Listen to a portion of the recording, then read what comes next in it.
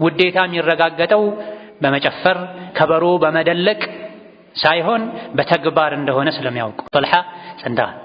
ከሰውነት ተራ ወጥተው ጃርት እንስሳ መስለዋል። ወደ ነቢ የሚወረወርን ሁሉ ጦር ቀስት ተቀብለው ከማስተናገዳቸው የመጣ የአላህ ባሮች ሆይ አላህ ያዘዘንን በመታዘዝ የከለከለንን በመከልከል ሁሌም በሁሉም ጉዳይ ላይ በሁሉም ቦታ ላይ ጌታ አላህን የሚገባውን ፍራቻ እንፍራው። ለአኼራችን ስንቅ እንያዝ። ከስንቆች ሁሉ በላጭና አዋጭ ስንቅ አላህን ተባረከ ወተዓላ መፍራትን፣ ትእዛዙን መፈጸም፣ ክልከላውን መራቅን። ደካማው የሰውነት አካላችን የጀሃነም እሳትን አይችልም። ከጀሃነም እሳት መከላከያ አላህን መፍራትን፣ ህጉን ማክበርን። ዛሬ ዱንያ ላይ ያሉ ለጀሃነም እሳት ለአላህ ቁጣ የሚዳርጉ ነገሮችን አውቆ መራቅና መጠንቀቅ ብቻ ነው። ከእሳት መዳኛ ከአላህ ቁጣ ማምለጫ መንገድ አንዱ የነቢን ዓለይሂ ሰላቱ ወሰላም ሱና መከተል ነው። የሰው ልጆች ጀነት ሊገቡ የሚችሉት በሳቸው ሱና በር በኩል ብቻና ብቻ ነው። ወደ ጀነት የሚያስገቡ መንገዶችን ሁሉ አላህ ዘግቷቸዋል ከነቢዩ ሙሐመድ ዓለይሂ ሰላቱ ወሰላም በር በስተቀር። እሳቸውን ሳይከተሉ እሳቸውን ሳይወዱ በእሳቸው ሳያምኑ ጀነት መግባት የሚባል ነገር የለም። እያንዳንዱ ሙስሊም ነቢ ሙሐመድን ዓለይሂ ሰላቱ ወሰላም ከነፍሱ ከህይወቱ ከንብረቱ ከቤተሰብና ከልጅ ከሚስቱ ሁሉ አስቀድሞ አስበልጦ መውደድ መቻል አለበት። በነቢ ማመን ዓለይሂ ሰላቱ ወሰላም እሳቸውን መውደድ እሳቸውን መከተል የእስልምና መሰረት ነው። ከአርካኑል ኢስላም ከአምስቱ አንዱ በነቢ ዓለይሂ ሰላቱ ወሰላም ማመን። በእሳቸው ማመን ማለት እሳቸውን መውደድ፣ እሳቸውን መከተል፣ ሱናቸውን መተግበርን ያካትታል። ነቢን መውደድ ግዴታ መሆኑ ላይ አንዳች ጥርጣሬም ውዝግብም የለም። ታዲያ የነቢ ዓለይሂ ሰላቱ ወሰላም ውዴታ መገለጫው ምንድነው ከተባለ የእሳቸውን ሱናና መመሪያቸውን ከስሜት ማስቀደም ነው። ከነፍስ ከንብረት በላይ እሳቸውን መውደድ ነው።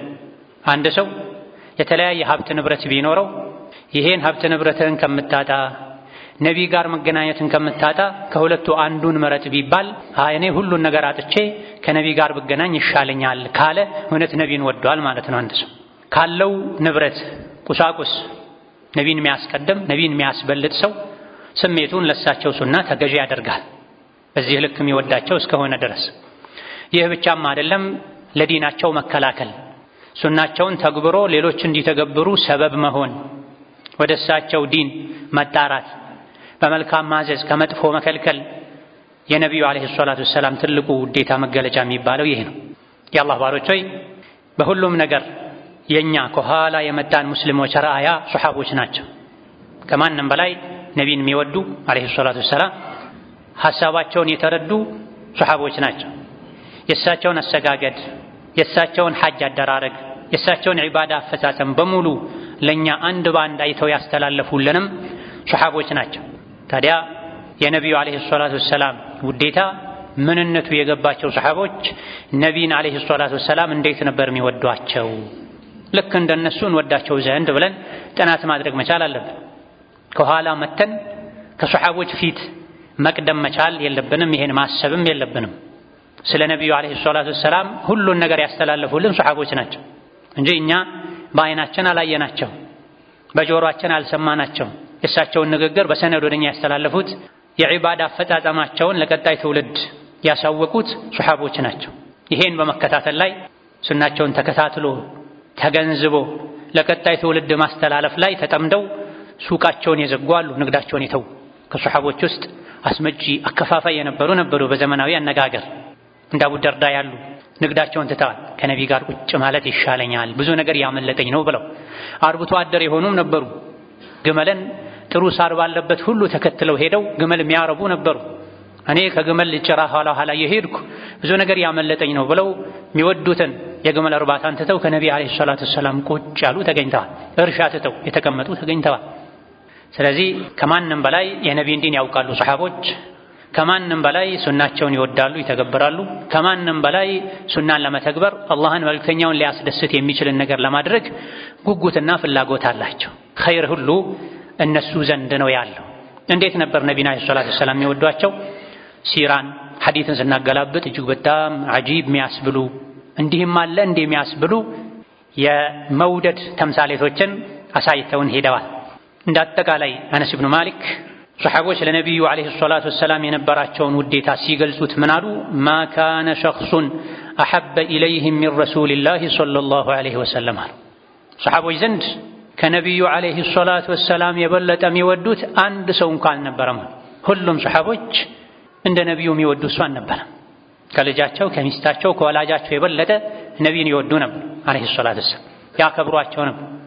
ማታ ተኝተው ነግቶ እስኪያገኟቸው ድረስ ይጨንቃቸው ነበር። አንዳንዴ ማታ ማታ እርሶን አስታውሼ ነግቶ እስክገናኘዎት ድረስ ይጨንቀኛል ያ ረሱላህ፣ እንደው ቀን አብረን ውለን ማታ ብቻ ተለይተን ጠዋት እስክንገናኝ ድረስ ከናፈቅኩ ነገ አኺራ ላይ ያለውን ርቀታችንን ሳስበው ደግሞ የበለጠ እጨነቃለሁኝ። እርሶ ጀነት ትልቁ ደረጃ ላይ ከነቢያት ጋር ነው የሚሆኑት፣ እኔ ደግሞ የገባሁም እንደሆነ እታች ነው መሆነውና ይሄ ያሳስበኛል እስከ ማለት ሁሉ ደርሰዋል። ለአንዲት ሌሊት መታገስ አቅቷቸው በጣም ይወዷቸው ስለነበር የሶሐቦች አውራ የሙእሚኖች ተምሳሌት ከነቢዩ ዐለይሂ ሰላቱ ወሰላም ቀጥሎ ምድርን ያረገጡ ታላቅ ሰው የሚባሉት አቡበክር ሲዲቅ እንዴት ነበረ ለነቢዩ የነበራቸው ውዴታ ምን ይመስል ነበር የሚለውን ስናይ አነስ ብኑ ማሊክ ረዲየላሁ ዐንሁ ወአርዳህ እንደተናገሩት የአቡበክር ሲዲቅ አባት አቡ ቁሓፋ የትልቅ የድል ቀን ላይ መካን ነቢዩ ዐለይሂ ሰላቱ ወሰላም ተቆጣጥረው ሽርክን የጣዖት አምልኮን ከመካ አርቀው አዛን እንዲባል አድርገው በደስታ ወደ መካ የገቡበት ቀን ላይ ሌላ ድርብ ደስታ ተፈጥሯል። የአቡበክር ሲዲቅ እድሜያቸው የገፋ አባታቸው ሊሰልሙ መጡ። አቡበክር ሲዲቅ ይዘዋቸው ነቢ ጋር መጡ። ነብዩ ሰለላሁ ዐለይሂ ወሰለም እኛ እኮ እንሄድ ነበር ለምን አመጣሃቸው አሉ። ከአቡበክር ሲዲቅ አባት የእድሜ መግፋት አንፃር አቡበክር ሲዲቅ ነቢ ዘንድ ካላቸው ቦታ አንፃር አባትህን ወደ እኔ ማምጣት አልነበረብህም፣ እኔ ሄጄ ነበረ ማገኘው አሉ። አይ እሱ ወደ እርሶ ሊመጣ ይገባዋል አሉና ከዛ የአቡበክር ሲዲቅ አባት እጃቸውን ዘርግተው የነቢን እጅ ይዘው ሊሰልሙ ሲሉ አቡበክር ሲዲቅ አለቀሱ።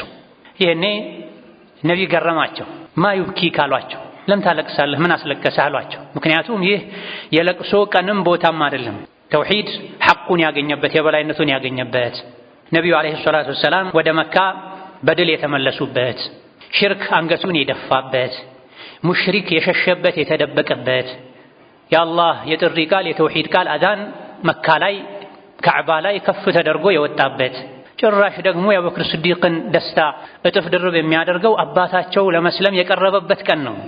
ሆኖም ግን አቡበክር ሲዲቅ አለቀሱ። ነብዩ ሰለላሁ ዐለይሂ ወሰለም ይህ የለቅሶ ቦታ ቀን ካለመሆኑ አንፃር ማ ዩብኪካ ምን አስለቀሰህ ለምን ታለቅሳለህ ብለው ሲጠይቋቸው እውነተኛ ወዳጁ አቡበክር ሲዲቅ የሰጡትን መልስ ተመልከት ያ አብደላህ፣ ተመልከች ያ አመተላህ። ምን አሉ አቡበክር ሲዲቅ? ለአን ተኩነ የዱ ዐሚከ መካነ የዲሂ ወዩስሊመ ወዩቂረ አላሁ ዐይነከ አሐቡ ኢለየ ሚን አን የኩነ። ከኔ ደስታ የእርሶ ደስታ በልጦብኝ ነው ማለቅሰው አሉ። አሁን ለመስለም ወደ እርሶ እጁን እየዘረጋ ያለው የኔ አባት ሳይሆን የእርሶ አጎት ሆኖ በእርሶ አጎት መስለም ቢደሰቱ ይሻል ነበር ብዬ ነው። አቡበክር ሲዲቅ አባታቸው ሰልሞላቸው ከሳት ድኖላቸው ራሳቸው ከመደሰት ይልቅ አሁን እዚህ ቦታ ላይ ያስለቀሰኝ አሁን እየሰለመ ያለው ሰው የኔ አባት መሆኑ ቀርቶ እንዲሰልም ይጓጉለት የነበረው አጎቶ አቡ ጣልብ ሰልሞ እርሶ በተደሰቱ ብዬ ነው፣ ለእርሶ መልካምን ከመመኘት የተነሳ ነው ማለቅሰው አሉ። አንዳንድ ዘገባዎች ላይ ወላሂ ብለው ምለው የኔ አባት ከሚሰልም የእርሶ አጎት ሰልሞ እርሶ ቢደሰቱ ይሻለኝ ነበር። ይሄ ምንድነው የሚያሳየው? አቡበክር ሲዲቅ ነቢዩ ዐለይሂ ሰላቱ ወሰላም አጎታቸው እንዲሰልም ምን ያክል ይመኙ ይጓጉ እንደነበረ ስለሚያውቁ ያ የእሳቸው ምኞት ተሳክቶ መደሰታቸው አባታቸው ሰልሞ ከመደሰት የበለጠ አቡበክር ሲዲቅን ያኮራቸው ያረካቸው ስለነበረ ነው። ሂጅራ እየሄዱ ሳለ አቡበክርና ነብዩ ሰለላሁ ዐለይሂ ወሰለም አብረው ነበረ ጉዞ የወጡት። መጀመሪያ አካባቢ ሱሐቦች መካ ላይ ሲሰቃዩ፣ ከፊሎች ወደ ሐበሻ ሲሰደዱ አቡበክር ሲዲቅም ወደ ሐበሻ መሰደድ አስበው ነበር። አንዳንድ ዘገባዎች ላይ እንደተነገረው እኔም ስደት ሊፈቀድልኝ ይችላል እስቲ ቆይ ተረጋጋ ብለው አቆይተዋቸዋል። ከዛም እኔም ጉዞ ሊፈቀድልኝ ይችላል ስደት ሊፈቀድልኝ ይችላል ካሏቸው ጊዜ ጀምሮ 2 መጓጓዣ ገዝተው እየቀለቡ ያደለቡ ነበር አቡበክር ስዲቅ። ቀኑ ደርሶ ተፈቅዶላቸው ወደ መዲና ጉዞ ሊያደርጉ እንደሆነ ሲነግሯቸው አቡበክር ስዲቅ አልቅሰዋል። ይሄኔም ከነቢ ጋር አብሮ መጓዝ ለሳቸው ትልቅ ክብር ስለነበረ ማለት ነው። ትልቅ ሰው ሆኖ ለነቢ ካላቸው ውዴታ ናፍቆት የተነሳ በችግር ጊዜም በደስታ ጊዜም በአደጋ ሰዓትም ከነቢ ጋር አብረው መሰደድ አብረው መጓዝ ምን ያክል ዋጋ እንደሚያስከፍል ከማወቃቸው ጋር አሱህበተ ያ ረሱላህ ከእርሶ ጋር አብሬ እንድሰደድ ይፍቀዱልኝ ብለዋቸው አንተ ከኔ ጋር ነው የምትሄደው ሲሏቸው በደስታ አልቅሰዋል። አይሻ እንዳሉት ጉዞውን ጀመሩ። የተወሰነ ከተጓዙ በኋላ መሃል ላይ ለማረፍ ፈልገው አንዲት ትልቅ ቋጥኝ ጥላ ቦታ ላይ ከስሯ ያለ ጥላ ስር ላይ ቀድሞ አቡበክር ስዲቅ ቦታውን አቧራውን በእጃቸው ኮረቱን አንስተው የሚያርፉበትን ቦታ ብቻ ሳይሆን ዙሪያውን ንፋስ መጥቶ አቧራ አንስቶ ወደ ነቢዩ አቧራ እንዳይመጣ አርቀው ጠርገውት ደህንነቱን አረጋግጠው ነቢይን እዛ ቦታ ላይ አስተኝተዋቸው ካባቸውን አውልቀው አንጥፈውላቸዋል። እሳቸውን አስተኝተው ዙሪያውን ለማሰስ ወጣሁኝ አሉ።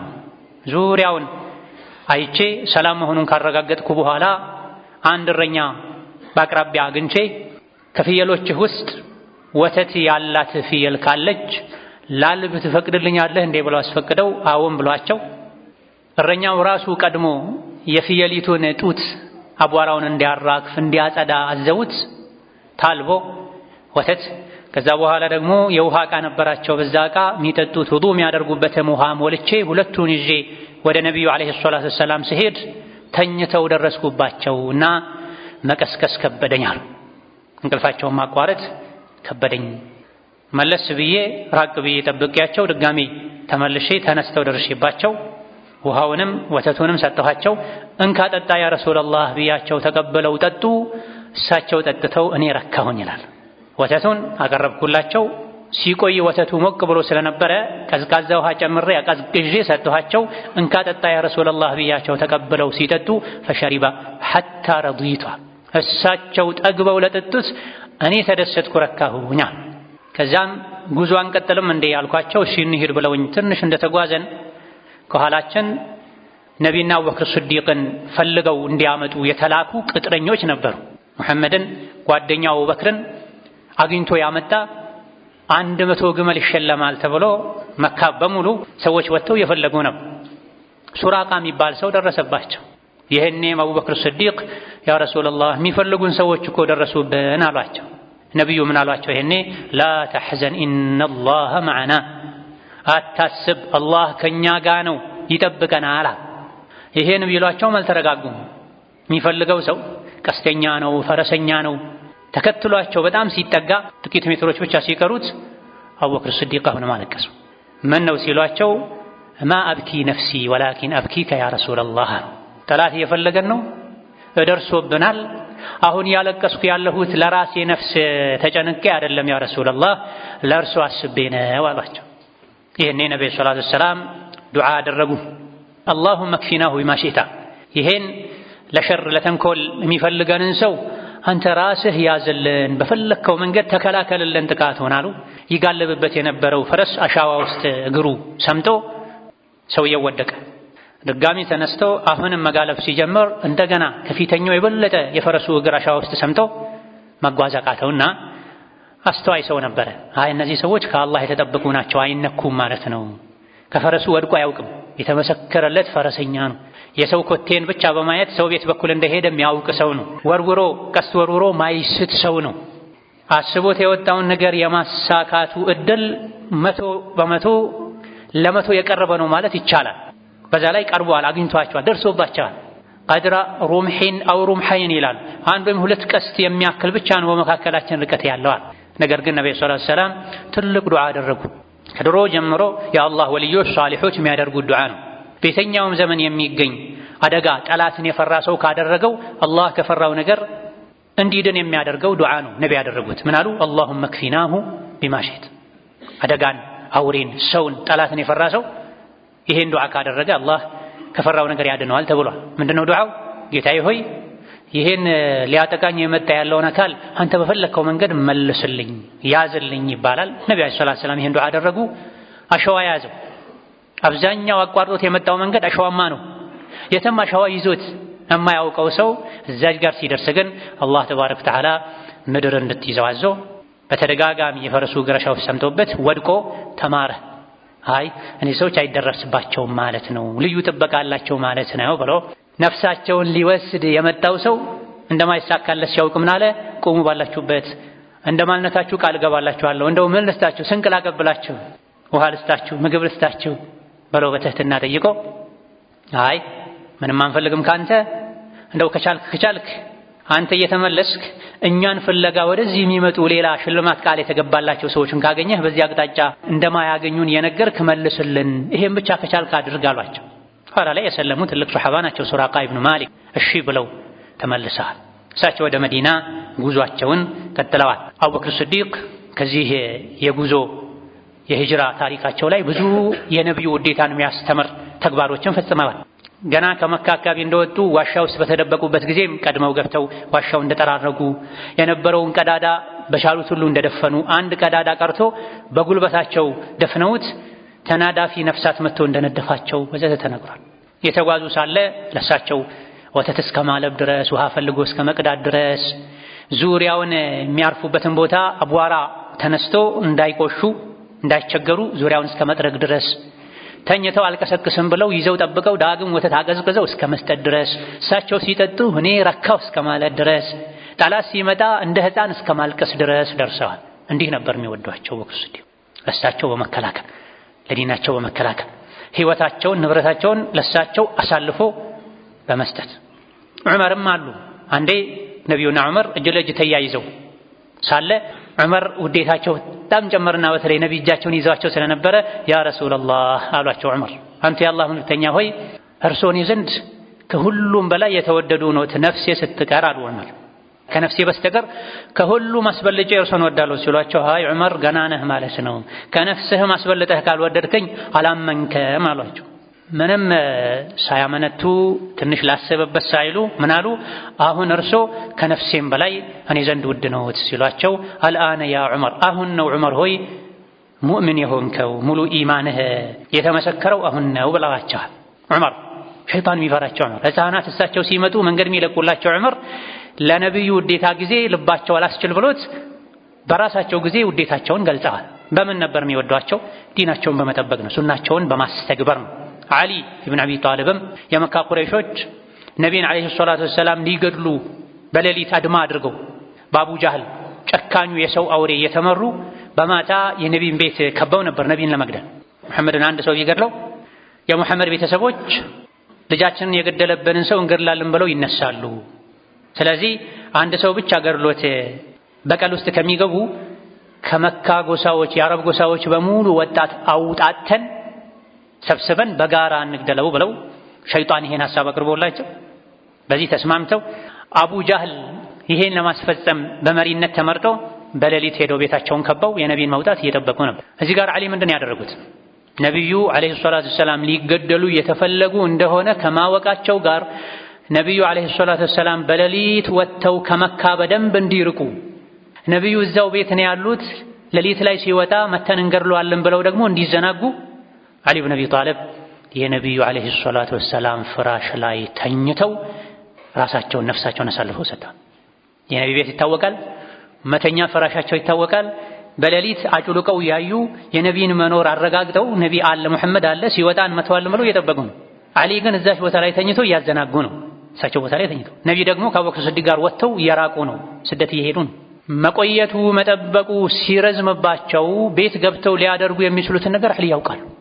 አንጠብቅም ከዚህ በላይ በለው በር በርግደው ገብተው ሲያዩ ያሉት ነቢይ ሙሐመድ ሳይሆኑ ዓሊ ብን አቢ ጣሊብ ናቸው። በንዴት በጥላቻ በበቀል መንፈስ ነቢይ ላይ ሊያደርሱት የፈለጉትን ጥቃት ዓሊ ላይ ሊያደርሱ እንደሚችሉ ከማወቃቸው ጋር ነፍሳቸውን ሕይወታቸውን ሰጥተው እዛው ተኝተው ለነቢይ ተከላክለዋል። ይሄ የመከላከል አይነት እኮ ነው። እንዲህ ነበር የሚወዷቸው። የትኛውም ነቢይን ዓለይሂ ሰላቱ ወሰላም መውደድ የሚፈልግ ሰው መውደድ የሚገባው በዚህ መልኩ ነው። ሌላ የውዴታ መገለጫ እኛ ልንፈጥር አይገባም።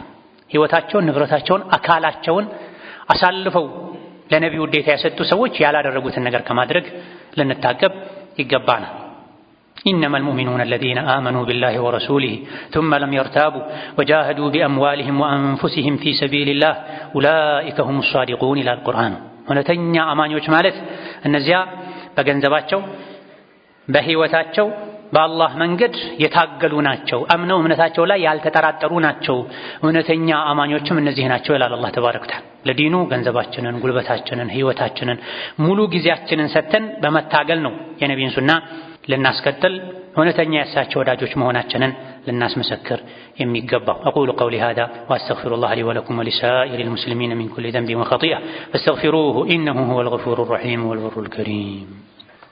الحمد لله على إحسانه والشكر له على توفيقه وامتنانه وأشهد أن لا إله إلا الله وحده لا شريك له تعظيما لشانه وأشهد أن محمدا عبده ورسوله الداعي إلى رضوانه صلى الله عليه وعلى آله وأصحابه وإخوانه وسلم تسليما كثيرا أما بعد ሌላኛው የእውነተኛ የነቢዩ ውዴታ ተምሳሌት መለኪያ የሆኑት ታላቁ ሱሐቢ አቡ ጠልሓ ናቸው። አነስ ብን ማሊክ ታላቁ ሱሐቢ የነቢይ ኻድም ምን ይላሉ?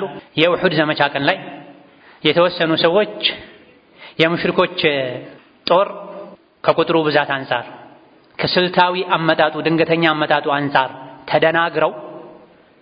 ተደናግጠው ከነቢይ ዙሪያ ሸሽተው ነበር። የተወሰኑ ሰዎች አሉ ነቢይ ተጋልጠው ነበር ለጠላት።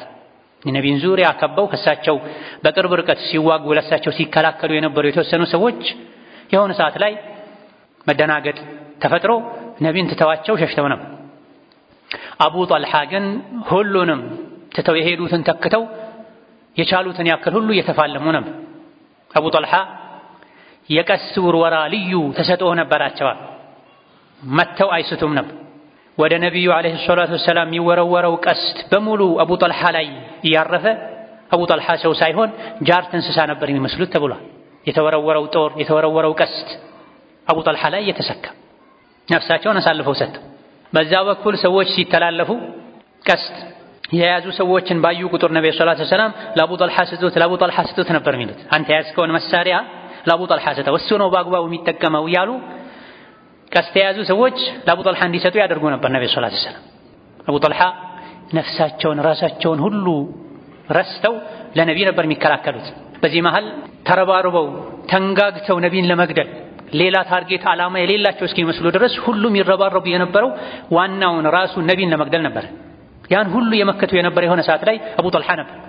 ሁኔታው በጣም ስላስፈራቸው ነብዩ ሰለላሁ ዐለይሂ ወሰለም ወጣ ያሉ ያዩ ነበር። አንዳንዴ ጠላት ያለበትን ሁኔታ የአቡ ጠልሓን ተጋድሎ በዚህ ሁኔታ ላይ ሆነው ለነፍሳቸው ሳይሆን ለነቢይ የተከላከሉ በብዙ ቁጥር ተዘጋጅተው የመጡ ነቢይን ብቻ ከበው የተዋጉ ያሉ ሙሽሪኮችን በመከላከል ላይ እንኳን ሆነው ከአካላቸው ከነፍሳቸው ከህይወታቸው አስበልጠው የሚወዷቸው ነቢይን እንዳያጠቋቸው ያ ረሱላህ እዛው ባሉበት ሆነው ራስዎትን ብቻ ይጠብቁ፣ ወጣ ያሉ እንዳያዩ፣ ከሙሽሪኮች በኩል የሚወረወር ቀስት እርሱ ላይ እንዳያርፍ ያ ረሱላህ፣ እኔ ሙሉ የሰውነት አካሌ እንኳን አልቆ አንገቴ ብቻ እንኳን ቢቀር በአንገቴም ቢሆን ለእርሱ እከላከላለሁኝ አሏቸው። ነሕሪ ዱነ ነሕሪከ ያ ረሱላህ አላቸው።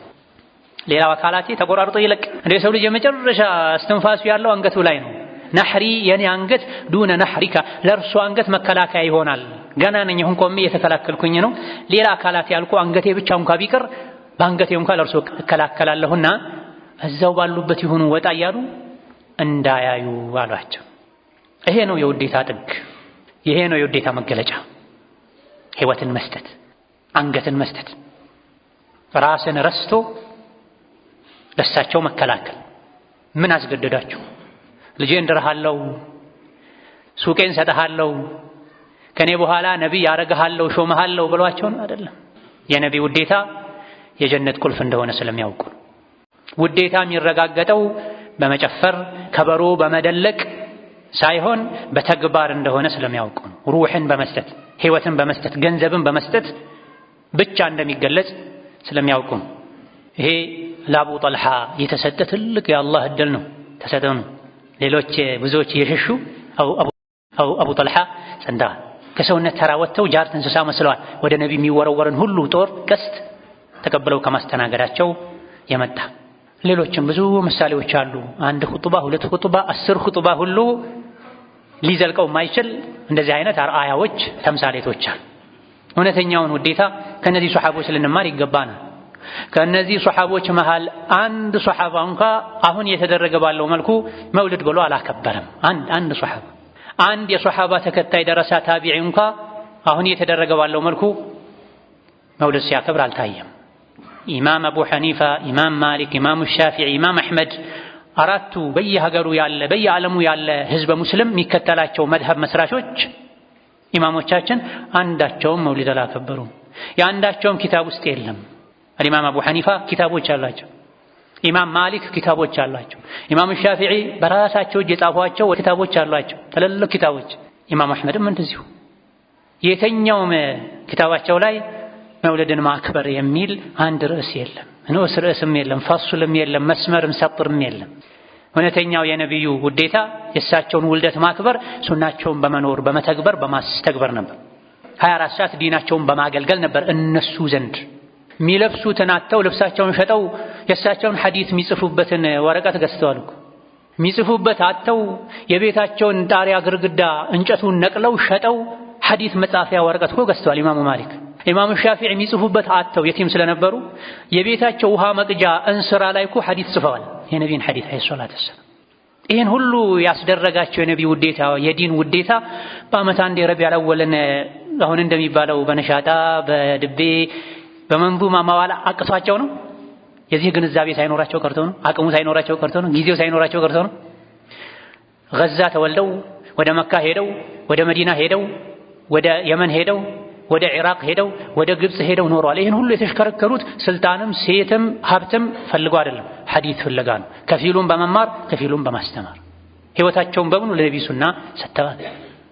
ቡኻሪም ይሄን ያደረጉት፣ ሙስሊምም፣ ስድስቱም የሱነን ዘጋቢዎች ረዋሁል ቡኻሪ፣ ሙስሊም፣ አቡ ዳውድ ወዘተ ያለን ምንሰማቸው የመሳኒድም የመዓጅምም የነቢይን ሐዲስ የሰበሰቡ የሐዲስ ሊቃውንት ማናቸውም መውሊድ አላከበሩምም።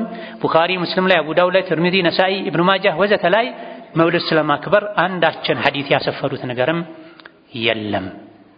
እነዚህ ሁሉ ነቢይን አይወዱም ማለት ነው ዛሬ እንደሚባለው። ያለ ምንም ማፈር መውሊድ ማያከብር ነቢይን ማይወድ ሰው ነው እየተባለ ነው። እነዚህ ሁሉ ሱሐቦች አሁን በጥቂቱ ታሪካቸውን ያነሳን ሱሐቦች መውሊድ አላከበሩም፣ አይወዱም ማለት ነው ነቢይን አለይሂ ሰላቱ ወሰላም። ታቢዒዎች መውሊድ አላከበሩም፣ ይቆጩ ነበር፣ ይጸጸቱ ነበር። ታቢዒዎች ማለት ሱሐባን ያዩ ማለት ነው። ሱሐባ ነቢይን ያየ ነው፣ ታቢዒ ደግሞ ሱሐባን ያየ ነው። ታዲያ ከኋላ ያመጡት አንድ ደረጃ ብቻ አንሷቸው ነቢይን ያላገኙ ነቢይን ያገኘን ሰው ያገኙ ምን ነበረ? እንደው እናንተ ነቢይ ሙሐመድን አግኝታችኋቸው መሬት ላይ እንዲራመዱ እንዴት ፈቀዳችሁላቸው? እኛ ነቢይን ብናገኛቸው መሬት አይረግጡም ነበረ፣ እኛ አናት ላይ እኛ እጅ ላይ ነበረ እንዲራመዱ የምናደርገው።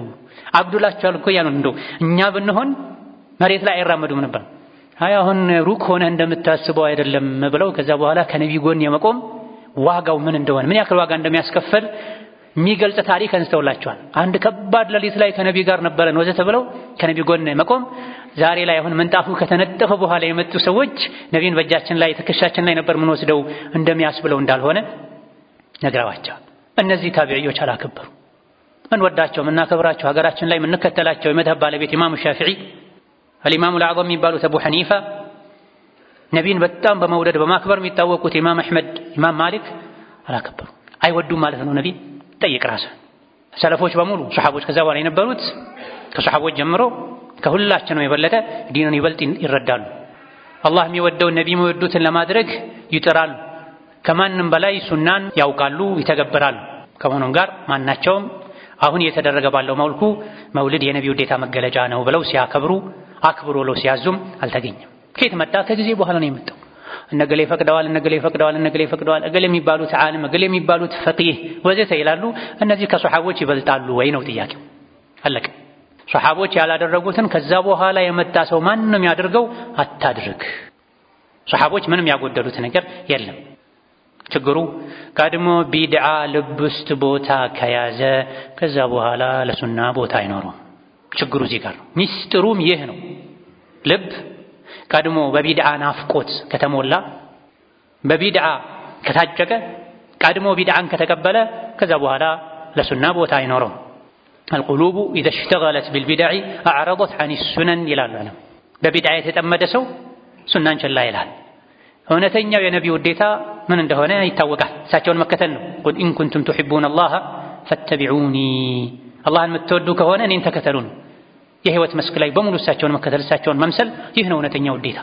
ዓመቱን ሙሉ የራሳችንን መንገድ ስንከተል ቆይተን በዓመት አንዴ ረቢዕ ላይ ተጠራርተን የነቢዩ ውዴታ ነው ብለን የራሳችንን ፍላጎት ማራመድ ራስን ማታለል ነው። ሱሐቦችን አጉድለዋል ብሎ መጠርጠር ነው። ነቢይን መውደድ ዓለይሂ ሰላቱ ወሰላም ዒባዳ ነው። ዒባዳ ደግሞ ያለ ማስረጃ አይሆንም። ነቢይን መውደድ ዒባዳ ነው፣ ወደ አላህ የሚያቃርብ ስራ ነው፣ የዲን አካል ነው። ነቢይን መውደድ ዋጅብ ነው፣ ግዴታ ነው ብለናል።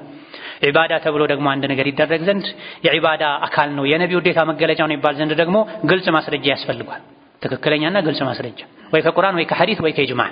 በቁርአንም በሐዲስም በቀደምት የኢስላም ሊቃውንት ስምምነትም መውሊድ ማክበር የነቢዩ ውዴታ መገለጫ አይደለም፣ ማስረጃም የለም። ቅያስ ይደረጋል ሰኞ በመጾም ወዘተ የሚባለው ከቢድዓ የሚከለክል ሐዲስ እያለ ሱሐቦች ማድረግ እየቻሉ እየተዉት እንዴት ነው ቅያስ የሚደረገው? ሐዲስን እየተቃረነ ነፍሱን የተቃረነ ቅያስ ውድቅ ነው፣ ተቀባይነት የለውም። ዲኑ ነቢ ከመሞታቸው በፊት ዓለይሂ ሰላቱ ወሰላም ሙሉ ሆኗል። መውሊድ ማክበር ዲን ከሆነ ነቢ ከመሞታቸው በፊት መመሪያ ይሰጥ ነበር፣ ሱሐቦች ያደርጉት ነበር።